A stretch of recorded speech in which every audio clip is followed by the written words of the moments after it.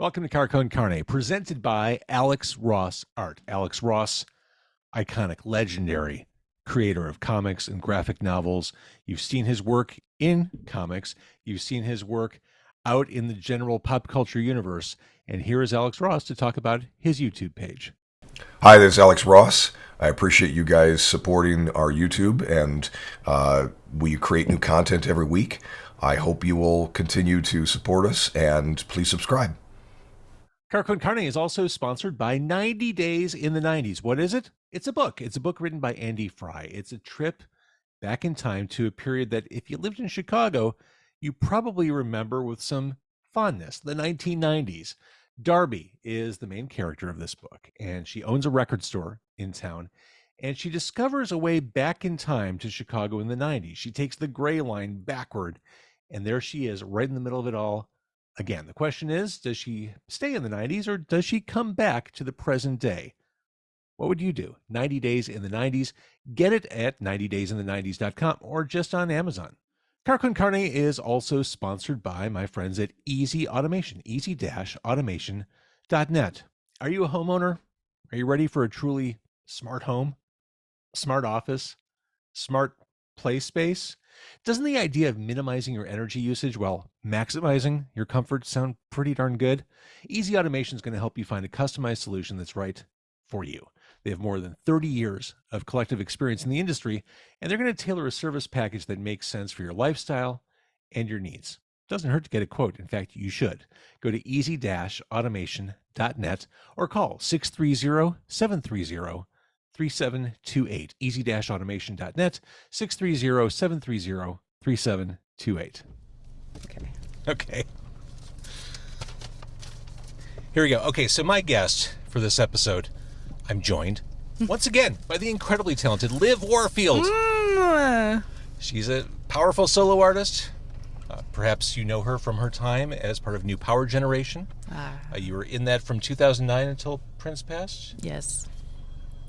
And it's been 9 years. How is that possible? 9 years since your last studio album. It's a little crazy. Okay. It's a little crazy, but it's been 9 years, right? It's 9 years, yeah. That's a lot of time. We're going to talk about that album. That's why you're here. But first, my guest, Liv Warfield. When we made this plan to get back together to do this interview, to talk about Edge, catch up with you, Yes. You were quite clear. You wanted to go for Ethiopian food. Yes. And now that was were the you first clear? thing I said, yes. It wasn't just you were picking the cuisine. You picked the place. So we're at Ethiopian Diamond in Edgewater. Yes. On Broadway, just south of Granville. This is your spot. Like, they know you here. I love this spot. Like, this is comfort. I love this place. Like, any Ethiopian food place. When I first moved to Chicago, I was like, where is the Ethiopian places? And the first place I went to was Ethiopian Diamond, and I fell in love, and I've been going here ever since. Well, and the interesting thing you said when you came to Chicago, where the Ethiopian places, places, plural. Places. Yes, there's many amazing places. That's what's great about Chicago. Yes, like, yes. every cuisine is represented, and there's no shortage of Ethiopian places. Truly. There's no shortage. No. And just this one is just, there's another one that I love too. It's called Tesfatu, which I love to go to. But Ethiopian Diamond is one that I frequent a lot. I take the drive. It's comfort. It's everything for me. So I just put my trust in you because this is your spot. Yes. I put my trust in you. I said, get me whatever you get. Yeah. So should we just open up? Let's go, because Okay. I'm going like this. I know you are. You've got that mad scientist look about you. Okay, this is your first time. You is. haven't had Ethiopian food. He hasn't had it Not. before, so. And Liv did warn me. I have a stack of napkins. Yes. If need be, baby wipes in the back seat. Yes. We're serious about this. Very serious. Okay. You're eating with your hands. Oh, there's no silverware. No silverware. Oh, plot twist. Yeah. Okay. You're eating with your hands. This is just what I want to do on camera. Yep. Okay. It is. That's why I gave plenty of, wet wipes and napkins. Uh-huh. So what you have, and I better grab I'm the not camera here. Ethiopian, but I know a little bit about kind of what to describe what you are actually about to eat. So what you have you opened it up? Okay, great. So this is injera. This is the bread you're going to use to eat your food. So this is, if you're eating Indian food, that would be like what you use naan for. I would, yeah, I guess, yeah. Yep. Absolutely. Yep. So no forks, no knives, no spoons. I like this just because, I don't know, this makes me feel grounded. It makes me feel closer to my food. I don't have to worry about utensils. You can just kind of go in. You don't have to worry about utensils. Those forks just get in the way. Yeah, they just get in the way. So the food is tucked in here. Yes. Like a nice little envelope. Okay. Yes. All right, so there's an extra bread. Yes. Okay. And you're going to be, using you're going to tear off a little Andura. So what we have in here, and I'm trying to do my best. Can I show yours? Yeah, please. Oh, look at this. Oh, it smells amazing. Amazing, right? So this is the chicken, and you braved it out and got the spicy chicken. Yeah. Oh yeah. And I wasn't gonna say no. It's not so spicy. It's really, really good. So I know this is the Darrow Tibbs Watt. This is the spicy chicken. It's cube chicken, okay? And the lentil is a little bit, it's kind of a spicy too. This is the Yemasir Watt. And the potatoes, which is like carrots, potatoes, and sometimes they have peas and let's see, yeah, they have the peas and stuff like that sometimes in different places. But that is the Danish Alicia. Forgive me if I'm pronouncing it wrong, but I'm trying. I'm buying it. But you got it? Yeah. Okay, so you got room that you could do this? Okay, so Yeah, you can need to tear this, whatever one, and then go for what you want. Go wherever your heart leads. Choose your own adventure. Choose your adventure. I'm going with the lentil first. And my goodness. So the bread has almost like a spongy texture to it. Oh, look at, you're already happy. You're already ahead of me, Liv. But yes. I want to see your face. Okay. When you try this. Okay, here we go. It's going to take some doing. Here we go. Here we go. Don't be scared. You got it. I'm not scared. What, is this potatoes? What did you get? I got the bread soaked in all the goodness. Yes. So there's like tomatoes in the lentils, and Yes. that's a good spice. It's it's hot as hell, Oh! but it's good It's really good. because heat just for heat's sake, I don't Yes. like. Okay. If you're going to make something spicy, Yeah, it's got to yeah. have flavor to it. It's got flavor. Yeah. This has got a lot of flavor. Oh, this is challenging.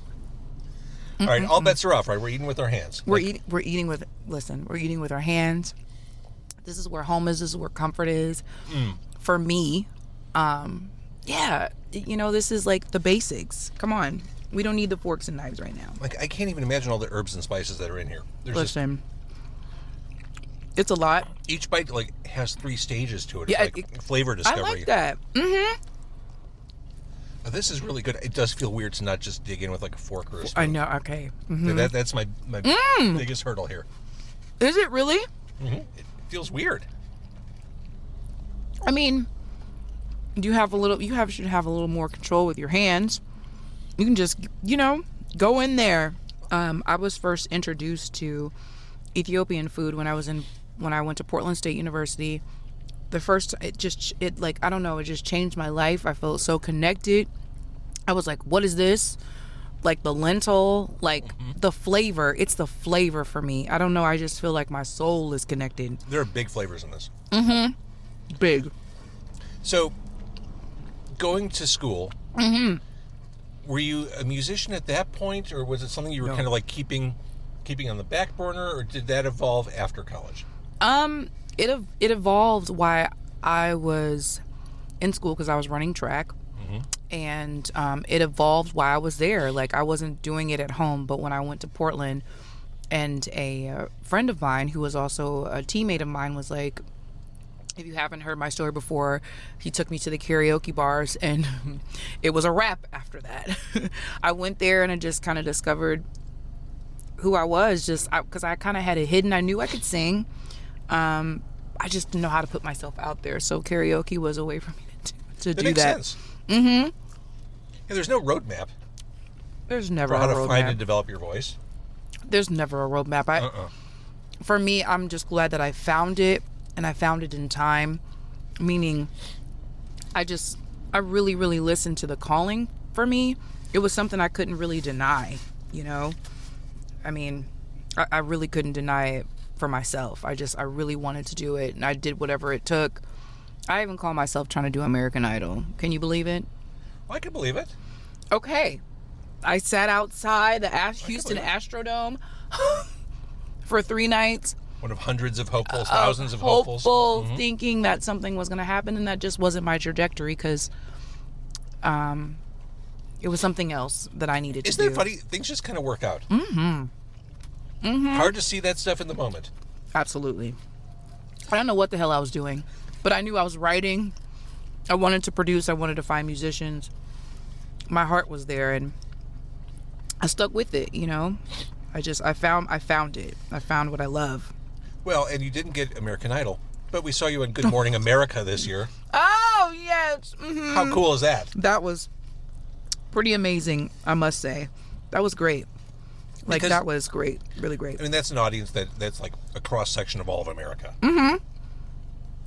Everybody on the staff, everybody was just really, really cool because I was nervous, but at the same time I wasn't, if that makes sense. Like, I was nervous in the beginning when I entered the building, but like you said, it's been 9 years for me, so the energy for me is quite different now. I think I'm more assured of who I am now as an artist, so I feel more comfortable and confident in what I'm saying.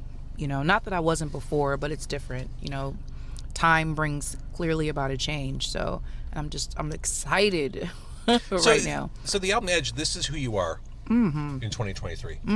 This is your statement. Most definitely. Were these songs gestating for the past 9 years, or was this a recent, like over the past year, you put all this stuff together? I want to say the song Bloom had been kind of sitting in the works for maybe 3 years on the album, and then I want to say the last 8 months we put this record together. I mean, I think the feelings and the energy have been kind of sitting dormant anyway, but my band, Ryan Waters, who wrote some extremely amazing songs like Maybe They'll Take Your Picture, Savior, he wrote on the album, Stare, he wrote on the album. My bass player, man, he with the Edge. I mean, J Mac is such a conductor. The drummer, like, I'm so blessed to have such a dope crew. And we just got in the studio here in Chicago, and it was magic. Like, let me tell you, it didn't take any time. It was like things aligned. You know what I'm saying? Timing. You mentioned the song Bloom. I just kind of want to start there because when I first heard it, I thought it might be autobiographical. Well, a lot of people have said that to me now, and you're confirming it for me in a way. It is. It sounds like a declaration of self. It is. It is. I mean, oh man, it didn't take me long to get to this song, to write it, because I was, how should I say? On the second verse, I was saying I was good at saving face. I got bad at pretending to win. Basically, I got bad at showing people to think like, oh, I've got it all together. We tend to do that a lot, especially on social media, to make people think that everything all the time is glorious, and it just wasn't for me. But at the same time, through all of that, when you pull back the veil of underneath everything that I've been going through, I promise you I will come to full bloom. That's the thing for me. Like, I promise you I will make those steps and you will see it. And I finally got there. And that's what Bloom is about. Like, we all go through it. You know what I mean? Yeah. We all go through it. And for me, it really is autobiographical. Yeah, for sure. Well, speaking of social media, and speaking of Maybe They'll Take Your Picture, as I'm listening to this hook, by the way, you write lots of big hooks. This song may have the biggest. Oh. This is the one that I cannot get rid of. Oh, okay. Not that I'm trying to get rid of it, but this is the one that's staying in my head. Live your life, do your work, do it well. I'm thinking, oh, this is a great, like, you know, motivational thing from Liv. And then the line, do your work, do it cool. Maybe they'll do it well. Maybe they'll take your picture. That, when I first heard that and thought about it, I thought I thought it was maybe a swipe at influencer culture. You're absolutely right. It is. So what I thought was this, like self-help message was more of a cynical take on things. Yes. I'm glad you read that right. So Ryan Waters wrote that. And I told Ryan, I was like, look, we need like 1 or 2 more for this album. He says, sis, I got one for you. Calls you sis? Yes. Okay. And he says, the title is long. I said, okay. He said, it's called Maybe They'll Take Your Picture. When I went through the lyrics, I was like, Ryan, you're a trip, man. Like, because he's right. It's like in this influential world that we're always taking selfies and we're taking pictures and everybody wants to be seen for doing this and that. When back in the day, in a way, for me, what it meant was, man, these pictures that like Tina Turner and like James Brown took, like when you see those iconic photos, those photos meant something. You know what I mean? Yeah. Like everybody's trying to be seen. That's what it felt like to me. But also the toss in it was what I do like about the positive of that song is live your life, do your work, do it well. Mm-hmm. Do it well. You know what I mean? And for me, I think that's where I resonated the most too with the song as well, of course, of being cynical, but at the same time, I can resonate with like, man, I'm doing the work. We're doing the work. You know what I'm saying? And yeah, cheese. We're doing the work. And, you know, everybody should, you know, do the work and just be, and I know it's simple to say, but like just good human beings, you know what I mean? Just good at humanity, you know what I'm saying? Because it's clearly every day, what's so scary sometimes is you see it getting lost and everybody wanting attention, but you know, it's that thing you have to fight with. Now we've got social media and stuff, so it could get kind of crossed sometimes, you know what I mean? So, but Ryan was a genius. You're a genius for that one. It's a great song. Again, huge hook. Mm-hmm. And what you said is so true. We think of those classic pictures, those photographs, like Tina Turner in the mini skirt with the heels, like just iconic stuff. But everyone has professional photography equipment in their pockets and purses now. True. Yes. And I mean, it's not enough in 2023 to do a podcast. I have to have a picture of it. I have to have it on video. I can't just do an audio podcast anymore. Mm-hmm. That's the world we live in. It's the world we live in right now, you know. And it's also been a fight and a struggle for me because a little bit for me, I'm kind of by nature a shy person, but also I also am kind of in the in between where I grew up kind of old school and new school, you know what I mean? So it's kind of the fight in between of like, man, do I like social media, but like I hate social media? Like, am I posting too many pictures of myself? I feel I mean, it's, for me, it's just been a fight like that. But at the same time, like, sometimes things need to be celebrated, you know, and I'm starting to kind of fall into that and be okay with it because it's taken me a while. Hearing what you just said, I'm wondering if you're like me in that I consider myself, for the most part, introverted. However, if need be, I can turn it on. I can be social. I can totally, yes, talk to a room. Yes, I'm certainly much better one-on-one than I am in a large group. Yes. Same thing. Yes, I mean, it takes me a minute. Sometimes it takes me a minute to be comfortable. Other times I'm like, you know. But other times I'm just, it takes me a minute sometimes. I'm just shy by nature, but the stage doesn't think so. But yeah, it takes me a minute sometimes. Mm-hmm. The album again comes out on the 15th of September. It is The Edge. It is your third studio album. It is the long-awaited new studio album. The song Edge has the most memorable riff, I would say, on the entire album. Okay. That lacerating guitar. Ryan. That just cuts its way through. And that was the first we heard from you on this album. Talk a little bit about that song. That song was produced by my bass player, J Mac.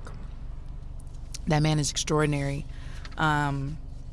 We were in the studio at Shirk Studios, and J Mac came up with the riff, guitar lines, and I'm like, yeah, I got something. Like I kind of had it, and I was on my phone, and I might have had a couple of sentences like maybe months ago, and I was like, it's taking me over, closer to the edge. Wow. Seeing the word edge up there. I pulled myself back into thinking, like, what is taking you over the edge, Liv? Like, the music, how you got here. Because everything for me, getting to this point, I have been living my life on the edge, whether it's good or bad. I've been living my life that way. And I thought about instantly when I got into the studio the first time with Prince. And if you hear the song, I sang the verse twice. I sang it nice and pretty the first time. And then the second time, I sing it like I'm being pulled. You know what I mean? Like feeling like I'll just close my eyes because I don't want to look. I'll just feel with my heart because that should be all it takes. It should be all it takes if I do. And I remember that first time I sang with him, and that's what it brought me to, was like, the music is love. The energy is love. Pull me closer there. And that's why I was like, man, if people can feel the energy that I feel, like being on the edge of the feeling of like love, of music, of vibe, like just come be with me on that journey. And that's what it felt like when I was working with Prince. Like I felt that edge. Like he was constantly pulling me out of my shell. He was constantly pulling me to a different stratosphere and energy. And I was like, man, if I could just, that's what the song made me feel like, you know.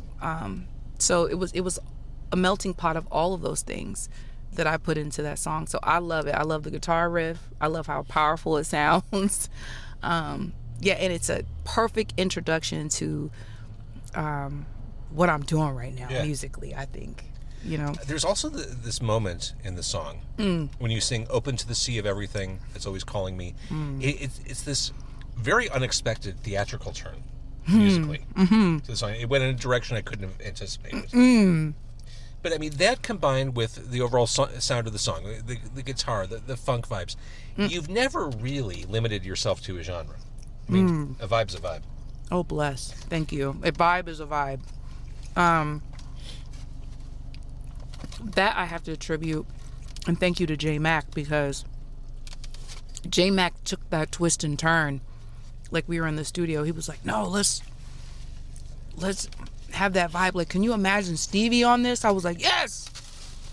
And we just instantly open to the sea of everything that's always me. You know, I totally hear it now. Yes. You hear it now, and I was like, of course, that's a Stevie moment.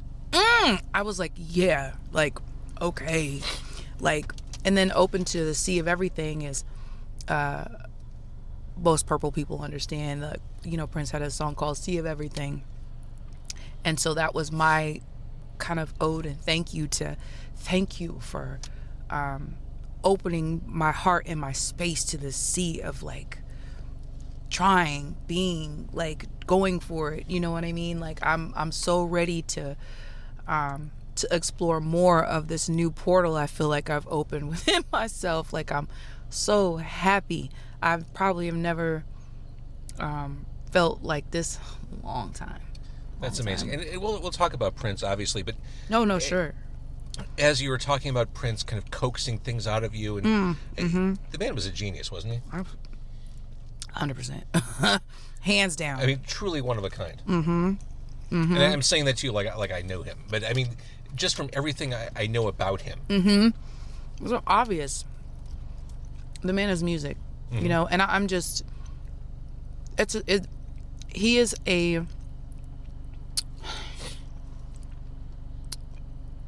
star I can't run away from, that I don't want to run away from. It's part of my story, you know. He's very instrumental to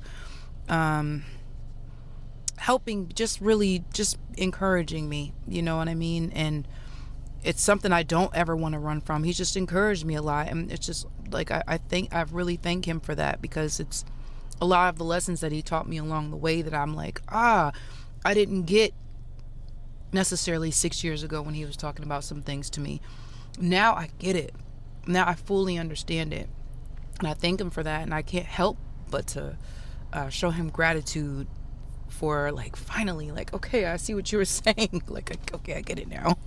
What do you think he would think of Edge? I think he would love it. I do. I think he'd be like, there she is. That's awesome. Yeah. There's some covers on this album. The one I want to zero in on, Another Day in Paradise, the Phil Collins song. Here's the funny thing, Liv, and this is the highest possible compliment I can give. When I first started listening to the album, I didn't recognize the song. Like, I didn't identify it as a cover. And I know this song very well. I mean, I grew up with it. Yes. You made it your own. Not only did you make it your own, you brought... I felt it more. Okay. I felt the lyrics more. Because when I heard the Phil Collins song on pop radio back in the day, it didn't click with me. Okay. The way you articulated the lyrics drove them home. Okay. I thank you. Those of you who are watching that know the Phil Collins song Another Day in Paradise, for me, I always thought the melodies, the lyrical content for me, just like it was like I don't know, like it was something like almost a heartbeat that was just kind of connected to me back in the day for me. I told Ryan, I was like, man, I love this song, man. Like, we should really cover this, but more so what it meant for me now meant something a little different. I take Another Day in Paradise as in the question of, are we actually really living in a paradise right now? And I pose that question to everybody because the lyrical content that Phil Collins was saying, like back in the day, I mean, clearly, back then we probably have thought when we weren't woke that we were living in this amazing type situation. But now I look at it, our world now, it's like, I don't really know about that. So I wanted the energy to not necessarily feel somber, but mostly like listen to the content, listen to how Ryan plays his guitar. It's like almost, it's soul stirring. You know what I mean? It kind of makes you think about it and think about Phil Collins' lyrical content a little bit different. 100%. That's what I wanted. I mentioned the word funk, the rhythm guitar and Get to Know. That's everything. And that's a flute I hear on that song, right? No. Well, what is it? There's something takes the center stage there. It sounds like a flute. It was Jelani Brooks on, I think he was playing baritone sax. And Frank Mocha, who is an incredible drummer, percussion player, all out of Dallas. Bobby Sparks, amazing keyboard player. These are a lot of Dallas cats. I had this song done, like, this was one of the first songs I wanted to do before I recorded the record. Okay. Like maybe four years ago. So this one was a fun one. Mark Lettieri on, some of the guys from Snarky Puppy were on it. But yeah, it was definitely not flute. To answer your question, sorry, I'm going in, but not flute. Well, and my point in bringing that up is just there are lots of little surprises, twists and turns. Again, a vibe's a vibe. I told Frank when I went to Dallas, I was like, I want something Fela Kuti meets soul, rock, kind of funk-driven groove. And I went to Dallas. We were at the club, and Frank started beating on the table. He was like, this is what it should be. But I was like, got you. We went to the studio next day. Man, the ball was rolling. And like JT on drums, JT came. Like, those cats do not play. They came ready to play, and it was like, let me tell you, within minutes, I was like, yeah, I love them. And there's something special when you have that creative alignment. When everyone just syncs up on the same vision. That's pretty inspired. Yes, thank you. Again, the new album coming out on the 15th is The Edge. Yes. The tour, I got you. I can't believe I got you, to be honest. The tour starts next week in D.C. I know. Then you're off to Europe. I know. You've got a busy fourth quarter. Yes, very busy. I'm thankful because I couldn't, to be honest, I couldn't really get gigs. You know, I honestly felt like, you know, not saying that I was written off, but I just felt like it was really, really hard for me. And not that it's not now, but it's just really, I'm really thankful that I have the chance to kind of do this the right way and do it my way. And it has a lot of my DNA on it. So yeah. The album sounds great, and like I said, Thank lots you. of surprises. Yeah. Lots of, and you said it, just the way, the concept for it, the vision, taking all those disparate sounds and blending them together and making them Liv Warfield. Thank you. So Thank you let's so much. talk a little bit about Prince, because very recently, or is No, that I said it? Okay.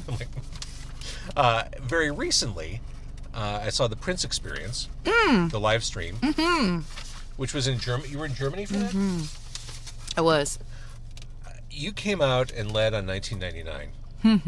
And I'll tell you, hearing all that percussion and all the horns on that one kind of got chills. Okay. Yeah, it was an amazing, pretty incredible experience to have the WDR big band, who was led by composer Vince Mendoza. Oh my God, that was like the wall of sound. And like Paul Peterson, who led the whole thing, and Ricky Peterson, like it was a whole vibe. And it was also really good to just play his music again. You know, it's something to that.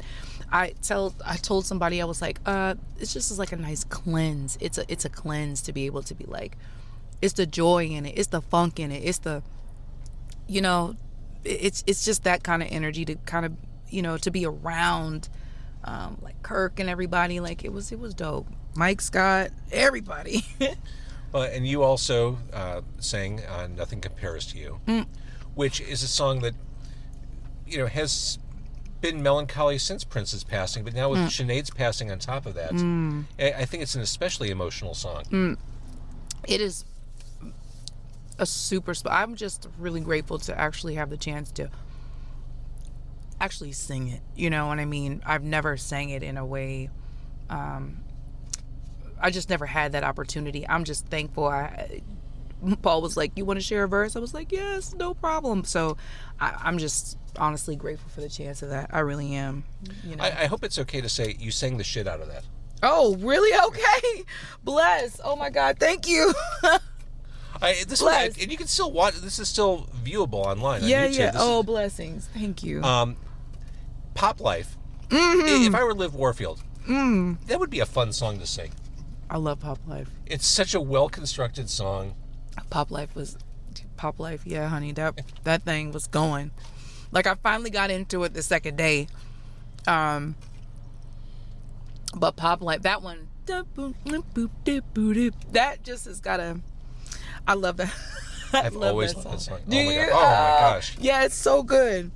It's really good. You sang a Love Bazaar, Sheila E. Oh yeah, my Sheila, yes. Now, every time we do any arrangement of Love Bazaar, that thing has got such a funk to it.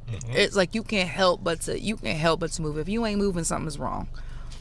That's true. I could say that about most of Prince's songs as well. You mentioned the Purple People, and you mentioned Prince will always be a part of your career. He's part of your story. Oh yeah. Prince's audience, they'll always be there for you. I mean, this is, and I think I probably mentioned this last time we did this, Liv, but I mean, there's a real sense of community there. Oh yeah, like the Purple Army don't play, and there is a love, an unspoken love. There is a support that I can't even.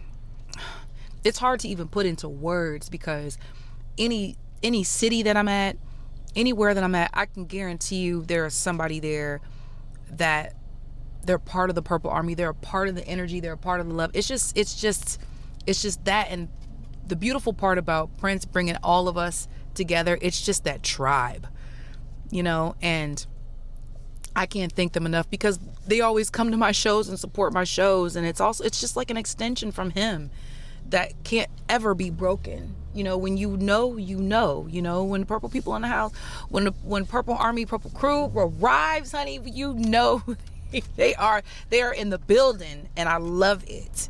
I love it. There's nothing like it. Nothing. So, in summary, Liv Warfield. The new album out on the 15th of September. Yes. It is the edge. It is the long-awaited. It was worth it. So long-awaited and worth it. 100%. All the pain, all of that is so worth it. And as you said at the onset of this conversation, this is who you are. This is Liv Warfield. Yes. Circa 2023. That's right.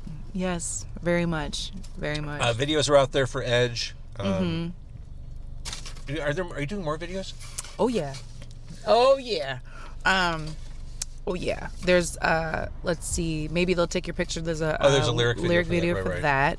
That one was really fun because I told the guy who produced the video, I was like, I wanted to feel like the Electric Company. If people can remember 1, 2, 3, 4, 5, 6, 7, 8, 9, 10, 11, 12. You may be dating both of us with that reference. I think you have to be of a certain age to get that reference now. Look up if they don't understand it. If you don't know, look for Electric Company, honey, because I just was like, it was something so musical about it, you know? So that video was a fun video. I remember Easy Reader. Yes, okay. I'm with you, Spider-Man. Like it's all of those things that influenced me musically, and and you don't know it, but it did. It really had an impact on me. So yeah. I love it. All right. Liv, thank you for doing this. Thank you for the music. Yes. Yes. But thank you also for the Ethiopian food. Oh man, you're welcome. I'm going to need to hose off afterwards.